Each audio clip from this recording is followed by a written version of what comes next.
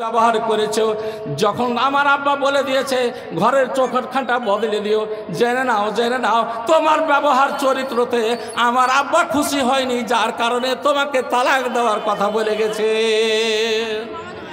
তখন হযরত ইব্রাহিম নবিয়্যিন আলাইহিস সাল্লাতু সাল্লাম না হযরত ইসমাঈল আলাইহিস সাল্লাম ওই স্ত্রীকে তালাক দিলেন বাবার সাথে অসৎ ব্যবহার অমান্য করার জন্য। আর এদিকে নামাজ পড়ছে, আর নামাজ পড়ার সময় মোবাইল ওকে হেঁটে বলে গোলাপের বেটা গোলাপ, তুমি ফোনটা উঠাতে পারিস না। এরকম তো বউর ব্যবহার চরিত্র।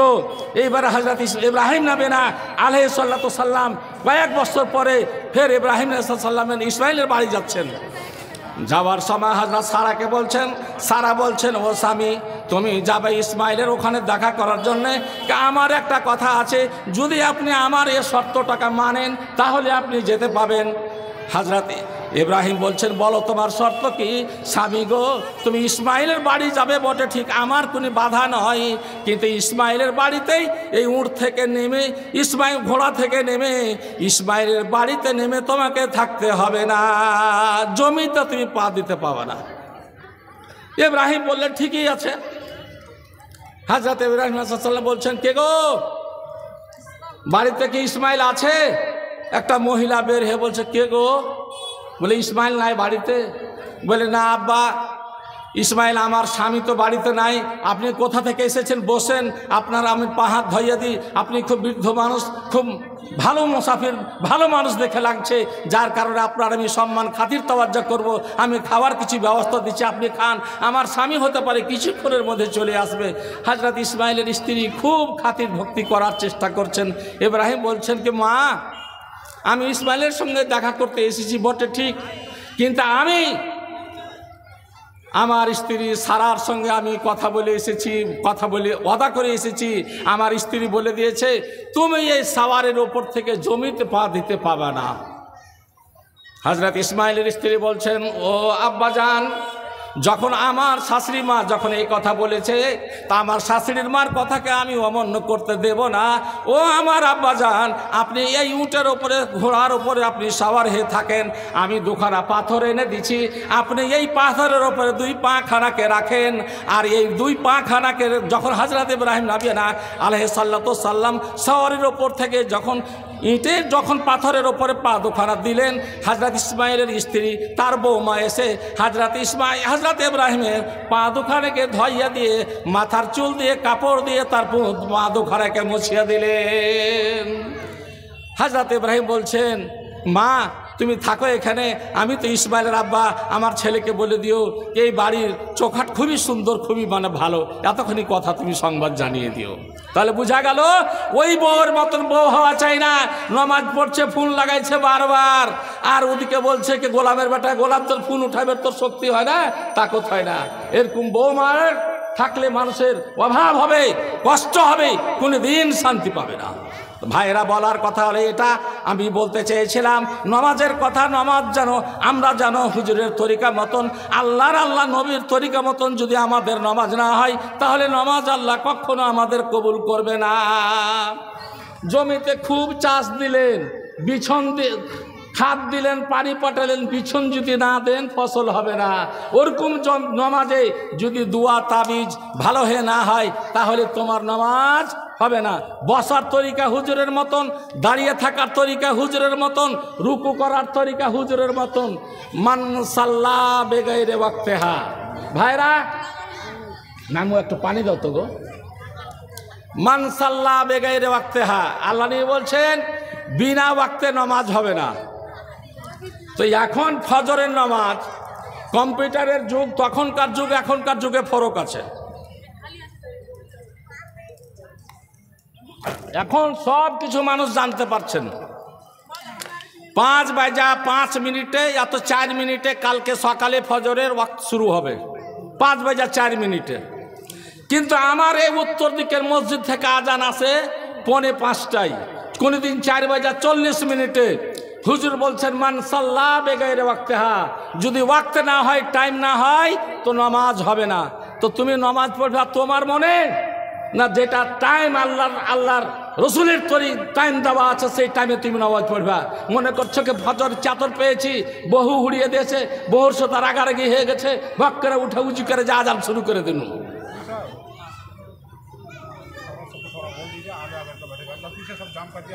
আচ্ছা মা খালারা, তোমাদের পিন্ডালে পরিপূর্ণ হয়ে গেছে, তোমরা একটু আগের দিকে চেপে চেপে বসো।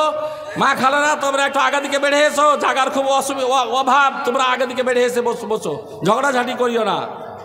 তো ভাইরা, যেই নামাজ পড়ছেন টাইম দেখেন, টাইম কত তো শুরু হলো ফজরের, জোহরের ওয়াক্ত কখন, আসরের কখন, মাগরিবের কখন, চিকাস ডুবে না 5:24 নামাজের ওয়াক্ত শুরু, 6:24 মাগরিবের আজান শুরু, তার আগেই আপনি আজান দিচ্ছেন। মাইকের আজানটা, আওয়াজটা যাইছে কত দূরে, তোমাকে খেয়াল আছে? তোমাকে খেয়াল নাই? তোমার আজান শুনে আর একটা লোক আর এক মসজিদে আজান, তোমার আজান শুনে আর একটা মসজিদে আর একটা লোক আজান দিচ্ছে, তুমি সবারই আজানকে, সময়কে তুমি নষ্ট করছো। কাজী মান সাল্লা বেগাইরে ওয়াক্তেহা, যে ওয়াক্তের পাবন্দি করে না, টাইমে নামাজ পড়ে না, তার নামাজ কোনদিন হবে না। ওয়ালাম ইসবিগ লাহা উজুহা ওয়ালাম ইতুম লাহা রুকুহা ওয়ালা সুজুদাহা। হুজুর বলছেন, যার উজু ভালো নয় তার নামাজ হবে না, যার রুকু ভালো করে করা হয় না তার নামাজ হবে না, যার সাজদা করা হয় না তার নামাজ হবে না, আর যার তাসবিহ তাহলিল যেখানে যা বলার দরকার আছে, যদি তুমি সেটা না জানো, না বলতে পারো, তাহলে তোমার নামাজ কোনোদিন হবে না। এখন ভুট্টা লাগাইবার সময় তুমি যদি এখন লাগিয়ে দাও কেরোসিনের বিচি, কি তোমার হবে? তোমার হবে না। সব জিনিসের সময় আছে, সময় হিসাবে তোমাকে কাজ করতে হবে। নামাজের পূর্ণ আরকান কানুন তোমাকে মূল সাহেবের কাছে বসে শিখতে হবে। আর কোন মূল সাহেবই যদি নামাজ পড়ে ওরকম করে বেঢঙ্গার মতন তো খুদই পড়ে না, জানে না, তাহলে ওকে বলেন যদি ভুল পড়ে তো আপনার নজরে, ওকে বলেন ভাই মূল সাহেবেরা এরকম বলছে, তুমি ফেরে পড়ছো কিনা, তোমার বলার হক আছে, বলতে পারো। কাজে আমি হোক না কেন, কেউ হোক না কেন, এবারে ভাই বলার কথা হলো ওটা হুজুরের কথা। নামাজ তো সবই দোয়া, সবই দোয়া, কিন্তু ফজরের নামাজ পড়ার সময় মসজিদে কতদিন আমাদের মসজিদে ঝগড়া, কতদিন ঝগড়া। জেনে রাখেন, আল্লাহ নবী বলছেন ফজরের 2 রাকাত সুন্নাতের এত দাম, এত দাম। হুজুর বলছেন সারা পৃথিবীতে যত মালমাত্তা আছে, সারা পৃথিবীর যত দাম, যত জিনিস আছে, সমস্ত জিনিস বিক্রয় করে দিয়ে যদি ফজরের 2 রাকাত সুন্নাতের দাম যদি আদায় করতে চায় কেউ, তাহলে ফজরের 2 রাকাতের সুন্নাতের দাম কিন্তু আদায় করা যাবে না। এত সম্মান ফজরের 2 রাকাতের। তো যখন টাইম আছে কি আমার ইমাম সাহেব খাড়া হতে যাবে, আর আগে আগে আমার সুন্নাতটা হয়ে যাবে, আপনাকে আগে সুন্নাতটাকে পড়ার দরকার। তুমি খাড়ে হয়ে থাকছো নাকি, ওরা খাড়ো হবে, 2 মিনিট খাড়ে হয়ে আছি, এটা নয়। সুন্নাতের দাম হলো আগে, যার কারণে সুন্নাতকে আদায় করার পর তুমি ফরজের নামাজে তৈরি হতে হবে। তোমাকে যদি চেষ্টা করতে হবে যেন আগে আমার নামাজ হয়। ভাইরা বলতে চেয়েছিলাম, আল্লাহ নবী বলছেন মান সাল্লা বেগাইরে ওয়াক্তেহা ওয়ালাম ইসবিগ লাহা উজুহা ওয়ালাম ইতুম লাহা রুকুহা ওয়ালা সুজুদা। যারা রুকু ভালো করে করতে জানে না, যারা সাজদা ভালো করে করতে জানে না, তার নামাজ কোনোদিন হবে না। হুজুর বলছেন লাম ইয়ানজুরিল্লাহ ইয়াউমাল কিয়ামাতে, যাদের রুকু ভালো করা হয় না, যাদের সাজদা ভালো করা হয় না, ওই সমস্ত নামাজীগুলোকে আল্লাহ কিয়ামতের দিন রহমতের নজরে তারাকে দেখবে না। নামাজ পড়ে তুমি 60-70 বছর কাটিয়ে দাও, তবু আল্লাহ তোমাকে রহমতের নজরে দেখবে না। কাজী জানা গেল রুকু সাজদার দোয়া জানা চাই। বুখারী শরীফের হাদিস, হযরত আয়েশা উম্মাহাতুল মুমিনিন হাদিস রাবি, আল্লাহ নবী জীবনের মধ্যে রুকুতে যখন যেতেন এই দোয়াটা বেশি পড়েছেন, সুবহানাকা আল্লাহুম্মা রাব্বানা ওয়া বিহামদিকা আল্লাহুম্মা গফিরলি। এই দোয়াটা আল্লাহ নবী বেশিরভাগ জীবনে পড়েছেন। তো আমরা কয়দিন পড়ছি ভাই? একদিনকার জীবনে চেষ্টা করে দেখেছি কি ভাই এই দোয়া গালা হুজুর পড়ছেন তা আমিও পড়ে দেখি। কোনোদিন চেষ্টা করি না। মুসলিম শরীফের হাদিসের মধ্যে আছে সুবহুন কুদ্দুসুন রাব্বুল মালায়েকাতি ওয়ার রূহ, আল্লাহ নবী এটাও দোয়া পড়েছেন। সুবহানা রাব্বিয়াল আযীম, এটাও আল্লাহ নবী কোনোদিন এটাও দোয়া পড়েছেন। যদি আপনি এটাই দোয়া পড়েন কমপক্ষে 3 বার থেকে 5 বার 7 বার 10 বার, তার চাইতে অধিক অংশ তুমি যত পড়ো ততই তুমি আদায় করো, পড়ো। কিন্তু কোন নামাজি ভাইয়ের সঙ্গে তো নামাজ পড়ো, আল্লাহু আকবার কহে রুকুতে যাবেন, আর রুকু থেকে খাড়া হয়ে সিজদায় চলে গেছে। আরও একটা ব্যাপার, মসজিদে 2 রাকাত নামাজ হয়ে গেছে, কোন লোক পিছন থেকে এসে বসবে, এখন নামাজটাকে ধরবে, তা আয়সা বিসমিল্লাহির রহমানির রহিম বলে রুকুতে পেলো শুরু হয়ে গেল, সাজদায় পেলো শুরু হয়ে গেল, তাসাহুদে পেলো নামাজ শুরু করে দিল, তোমার নামাজ হবে না, হবে না। তুমি যখন যাবে, এই ভাইরা, তুমি যখন যাবে মসজিদে, যদি ইমাম সাহেব তাসাহুদ পড়ে, আরও মুক্তাদিগণ তাসাহুদ পড়েছেন, আত্তাহিয়াত পড়েছেন, তোমার দরকার হলো এটা আল্লাহু আকবার বলে তাকবীরে তাহরিমার পর যেই অবস্থায় তুমি ইমামকে নামাজে পাবে সেই অবস্থায় তোমাকে নামাজ ধরতে হবে। তা না করে তুমি বিসমিল্লাহ বলে যদি বসে যাও, তোমার নামাজ হবে না, হবে না। বেশিরভাগ আমাদের এখানে দেখছি মসজিদে ইমাম সাহেব বলছেন আসসালামু আলাইকুম, আসসালামু আলাইকুম বলা হলো, ওয়ালাইকুম আসসালাম ও রহমতুল্লাহ বলা হয়ে গেল। লোক যাদের নামাজ ছুটে গেছে, 2 রাকাত ছুটে গেছে, 1 রাকাত ছুটে হয়ে গেছে, সালাম খালি দিতে গেছে আসসালামু আলাইকুম, ফের লোক খাড়া হয়ে গেল। এই ভাইরা, এটা সহি নয়। মুহাদ্দিসিন কেরামের ইজতিমা হয়েছে, ইজমা হয়েছে कि इमाम साहेबर सालाम अस्सलामु आलैकुम व रहमतुल्लाहि व बाराकातुहु, अस्सलामु आलैकुम व रहमतुल्लाहि व बाराकातुहु, যতক্ষণ পর্যন্ত পূর্ণ সালাম যখন আদায় করা না শেষ হবে ততক্ষণ পর্যন্ত তোমাকে নামাজ থেকে দাঁড়াইতে হবে না। এখানে সালাম খালি তুমি দাও, ওদিকে খাড়া হয়ে গেছে নামাজে, তোমার বাপের দলিল চলবে না, হুজুরের তরিকা মতো তোমার নামাজ হওয়া চাই, তাহলে তোমার নামাজ হবে। মুসলিম শরীফের হাদিসের মধ্যে আছে আল্লাহ নবী সাজদায় যখন যেতেন এই দোয়াটা পড়তেন, আল্লাহুম্মা গফিরলি জামবি কুল্লাহু দিক্কাহু জিল্লাহু আউয়ালুহু ওয়া আখিরুহু ওয়া আলানিয়াতুহু ওয়া সিররুহু। আল্লাহ নবী যখন সাজদায় যেতেন এই দোয়াটা জীবনে বেশিরভাগ আদায় করেছেন। আমরা কোনটা ভাই বলতে পারি আমি কয়দিন জীবনের মধ্যে আদায় করেছি? বসে যখন যাব, এ ভাই আমাকে আগা দিকে সিটটা দিয়ে, তো পাছা দিকে কুদবে, জার্কিং ভাবে ঘরে বসবে না, আগা দিকে বসবে। কিন্তু তুমি বসার জন্য আগা দিকে চাইছো, ফের চাইছো ভোজ খেতে যে কোন জায়গাতে আছে ভালো খানা, ওই সিটে আগে বসবো। তুমি সব জায়গাতে আগা দিকে তুমি বসার, তোমার ভালো পড়া, ভালো খাবার, ভালো চলার তোমার চেষ্টা, কিন্তু তুমি আল্লাহর রাসূলের এই নামাজটা পড়ার সময় তোমার চেষ্টা হলো না আমি ভালো করে শিখি। বুখারী শরীফের হাদিসের মধ্যে আছে বাবুল আজানের মধ্যে, এজা আরফা রাসাহু ক্বাবলাল ইমাম, ইমাম সাহেবের আগে যদি কেউ সিজদায় উঠে চলে যায়, ইমাম সাহেবের আগে যদি কেউ রুকু থেকে খাড়া হয়ে যায়, ইমাম সাহেবের আগে যদি কেউ সাজদা থেকে খাড়া হয়ে যায়, উঠে যায়, বসে যায়, আল্লাহ নিয়ে বলছেন ওয়া জাআলাল্লাহু সুরাতাহু সুরাতা হিমারিন। দ্বিতীয় ইবারতে আছে জাআলাল্লাহু সারাহু সারা হিমারিন। ওই লোকটাকে যদি এটা কথা বলে ভয় থাকতো, আমার চেহারাটাকে, আমার ওজুদটাকে ইমাম সাহেবের আগে রুকু করার বিনিময়, সাজদায় করার বিনিময় আল্লাহ আমার চেহারাটাকে গাধার মতন বানিয়ে দিবে, তৈরি করে দিবে, তাহলে মানুষটা কখনোকার জন্য কিন্তু আগে কোনো কাজ করতো না। তাহলে বোঝা গেল ইমাম সাহেবের আগে যদি রুকুতে যাও, সাজদায় যাও, কোনে কাজ করো, কিয়ামতের দিন যখন তুমি উঠবে, নামাজ পড়েছো 50 বছর ধরে, তোমার মাথাটা গাধার মতন থাকবে, তোমার চুলগুলা, চেহারাটা, ওজুদটা সব গাধার মতন থাকবে, আর ওঝা শরীরে দেখাবে এই সমস্ত নামাজিরা নামাজ পড়ার সময় ইমামের আগে আগে রুকু করেছে, ইমামের আগে সাজদা করেছে, ইমামের আগে সব কাজ উঠা বসা করেছে, যার কারণে এই সমস্ত নামাজি চেহারা করানো হয়েছে। বাবুল আজানের হাদিসের মধ্যে আছে আল্লাহ নবী বলেন বুখারী মুসলিম শরীফের মধ্যে ইউতাব্বিলু ফিল উলা ওয়া ইউকাসসিরু ফিস সানিয়া। যখন তুমি নামাজ পড়ো, প্রথম রেখাতে আলহামদু সূরার পর বড় সূরা পড়ো, আলহামদু সূরা পড়ে নিলাম, তারপরে আমি পড়ছি বিসমিল্লাহির রহমানির রহিম, ইজা জাআ নাসরুল্লাহি ওয়াল ফাত, ওয়ারাআইতান নাসা ইয়াদখুলুনা ফি দীনিল্লাহি আফওয়াজা ফাসাব্বিহ বিহামদি রাব্বিকা ওয়াস্তাগফিরহু ইন্নাহু কানা তাওয়াবা।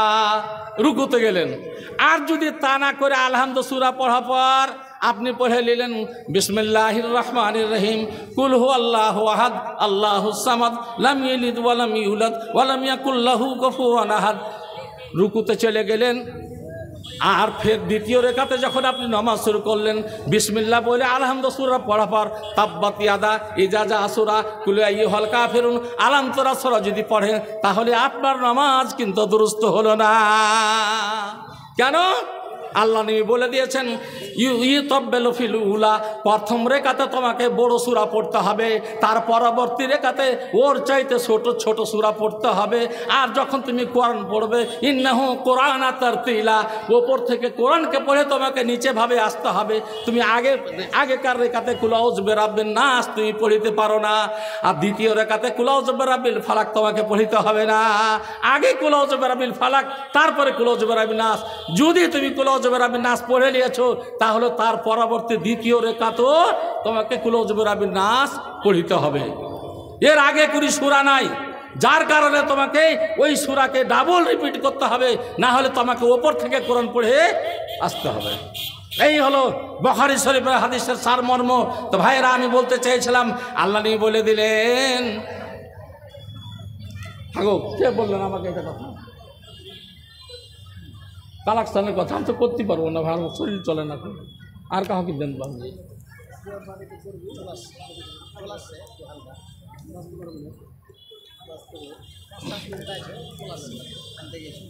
আচ্ছা ঠিক আছে ভাই, তো নামাজ আমরা কেউ রুকু ভালো করে করতে হবে। যদি রুকু ভালো করে না করি, রুকুতে যাওয়ার সময় একবার হাঁটুতে হাত দিয়ে ফের খাড়ো হইনি তখন একবার, নামাজ হবে না। এরাই হবে শয়তানের ভাই, আর এরা কি আল্লাহ রহমতের নজরে লাম ইয়ানজুরিল্লাহ কিয়ামাল কিয়ামতে, আল্লাহ তাআলাকে রহমতের নজরে দেখবে না।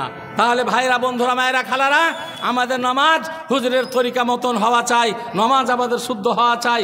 নামাজ যদি দোয়া তাবিজ না জানেন এখনও শিখেন। ভুট্টায় মা কইতে কত রকমের দাওয়াই দিচ্ছে, এবার ভালো না হয় এবার করবো, এবার করবো, এবার করবো, কিন্তু নামাজ পড়ার সময় তুমি চেষ্টা করো না। তোমার আসল কামের সময় তোমাকে চেষ্টা করতে হবে। তো ভাইরা, এটা আপনারা জানেন কি মাদ্রাসার জালসা, যে মাদ্রাসা নেই জামিয়া মাদ্রাসা,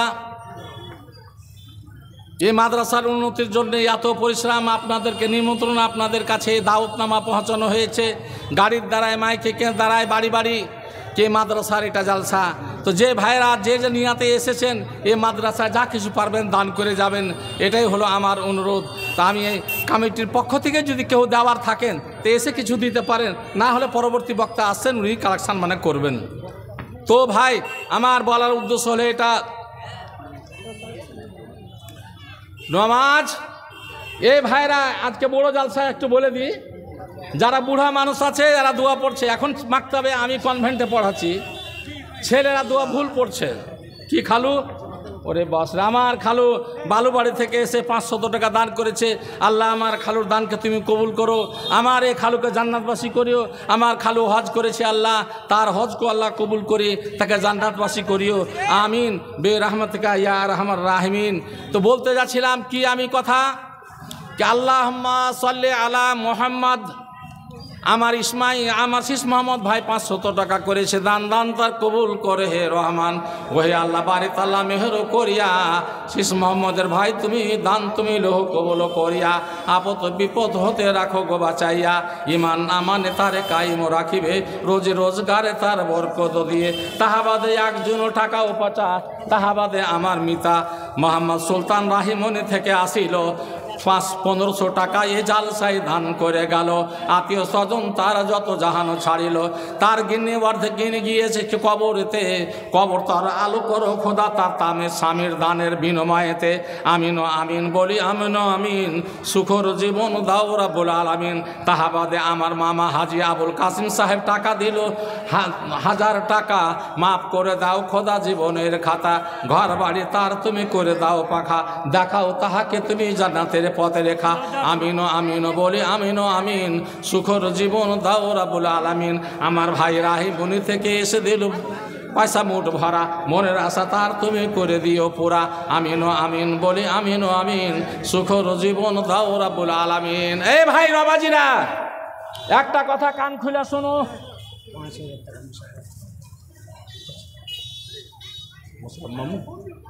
আমার মামা মোশাররফ সাহেব দিল টাকা ৫,০০০, দান তার কবুল করো হে পারওয়ারদিগার। আমিন আমিন বলি আমিন আমিন, সুখর জীবন দাও রাব্বুল আলামিন।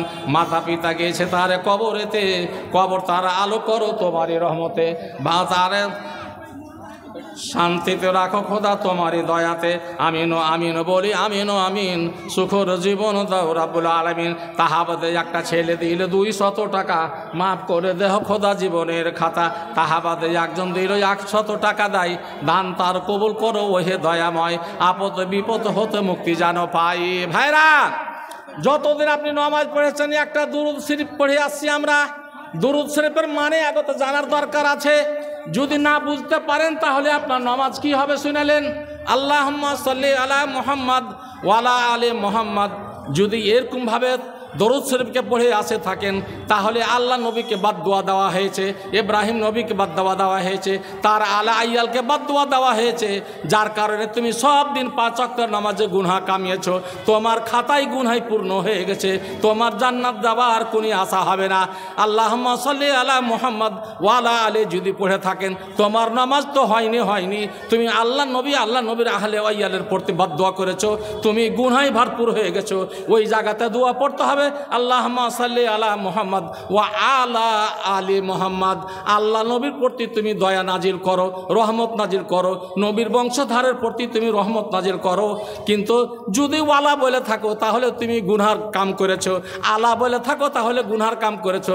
ভাই সবাই মেরে বাড়িতে গিয়ে নিজে নিজে দুরূদ শরীফ পড়ে দেখো কার কার হয়েছে আর হয় না।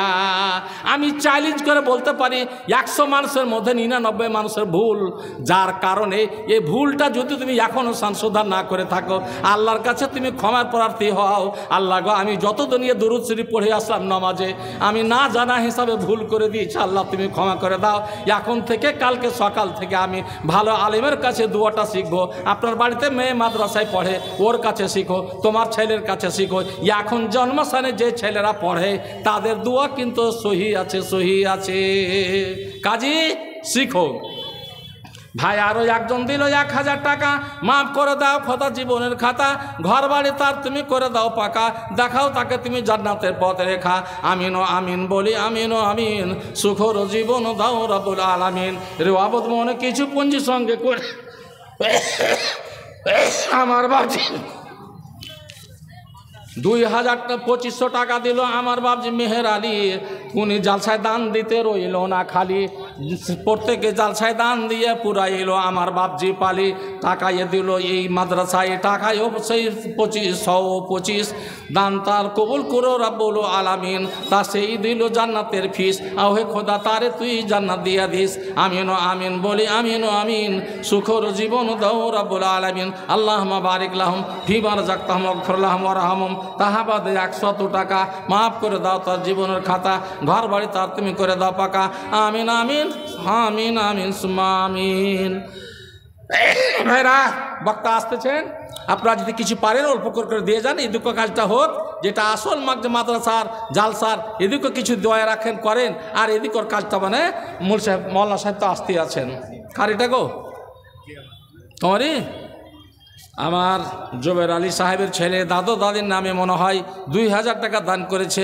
আল্লাহ তার দানকে তুমি সদর গ্রহণ করো, ইহকাল পরকাল করে রাখা ভালো। তারা কবরবাসী হয়ে আছে, তাদের কবরকে তুমি নূর দিয়ে মানাওয়ার করে দাও। আল্লাহ গো, জান্নাতের পোশাক পরিচ্ছন্ন কবরের মধ্যে পরিয়া দাও, জান্নাতের আয়েশ আরাম দাও, বারকে বিজির মতন তাদেরকে পুলসেরাত পার করে দিও।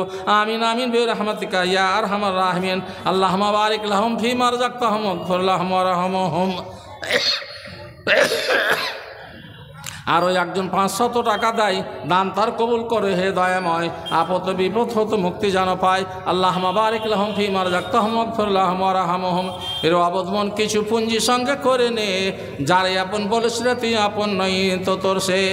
ময়ার ঘরে এমনিভাবে থাকবি কতকাল, ময়ার ঘরে এমনিভাবে থাকবি কতকাল, কোন ঘড়ি জীবন তরি হইবারে বঞ্চাল। পাহারাওয়ালা সাথে সাথে সমঝে চলিস রে, রে অবদ মন কিছু পুঞ্জি সঙ্গে করে নে, যারে আপন বল স্মৃতি আপন নই তো তোর সে। ময়ার ঘরে এমনিভাবে থাকবি কতকাল, ময়ার ঘরে এমনিভাবে থাকবি কতকাল, কোন ঘড়ি জীবন তরি হইবারে বঞ্চাল। আমার বাবা আইয়ুব আলী সাহেবের ছেলে দুর্গাপুর থেকে আসিয়া 300 টাকা দিল এই মাদ্রাসায় পাঠাইয়া। দানকে তুমি রহু কবুল করিয়া আমিন আমিন বিরহমাতিকা ইয়া আরহামার রাহিমিন। আল্লাহুম্মা বারিক লাহুম ফীমা রাযাকতাহুম ওয়াগফির লাহুম ওয়ারহামহুম। ময়ার ঘরে এমনি ভাবে থাকবি কতকাল, কোন ঘড়ি জীবন তরি হইবারে বঞ্চাল। পাহারাওয়ালা সাথে সাথে সমঝে চলিস রে, রবদ মন কিছু পুঞ্জি সঙ্গে করে নে, যারে আপন বলিস রে তুই আপন নয় তো তোর সে। ভবের হাটে এসেছিস মন সোজা কথা নয়, ভবের হাটে এসেছিস মন সোজা কথা নয়, মনে রাখিস হেথা আছে পকেট মারির ভয়, টিকিট খানি যত্নে রাখিস চেকার আসতেছে রে, রে অবদ মন কিছু পুঞ্জি সঙ্গে রে করে নে, কিছু পুঞ্জি সঙ্গে করে নে। ভাইরা বন্ধুরা মায়েরা খালারা আসুন, যে যা পারেন অল্প করে দান দিয়ে যান। মৌলানা সাহেব আসছেন না? চলে এসছে, লেট করেন না, তাড়াতাড়ি করেন।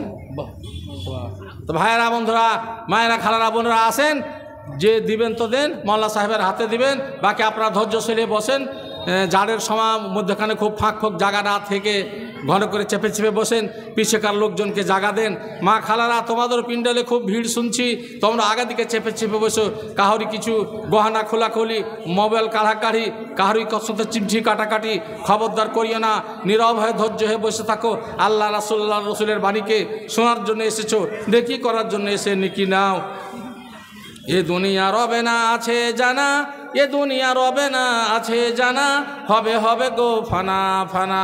এ দুনিয়ার মায়া মধু ছেড়ে যাইতে হইবে গো শুধু, এ দুনিয়ার মায়া মধু ছেড়ে যাইতে হইবে গো শুধু, কিছুই না তোর সঙ্গে যাবে শুধুই ইমান খানা। এ দুনিয়া রবে না আছে জানা, হবে হবে গো ফানা ফানা। ছেলে পিলে ঘর গৃহস্থালি জেড়ে যেতে হবে গো খালি খালি, ছেলে পিলে ঘর গৃহস্থালি ছেড়ে যেতে হবে গো খালি খালি, কিছুই না তোর সঙ্গে যাবে শুধুই কাফন খানা। এ দুনিয়া রবে না আছে জানা, হবে হবে গো ফানা ফানা। এ দুনিয়ার মায়া মধু ছেড়ে যাইতে হইবে গো শুধু, কিছুই না তোর সঙ্গে যাবে শুধুই ইমান খানা। ভাইরা আমি এখান থেকে ইতি করলাম, শরীর খুব অসুস্থ, এটাও চিন্তা করতে পারিনি, হতে পারে এতক্ষণ বলতে পারবো, নামাজটা পড়াইতে পারি না, খুব খাঁসি।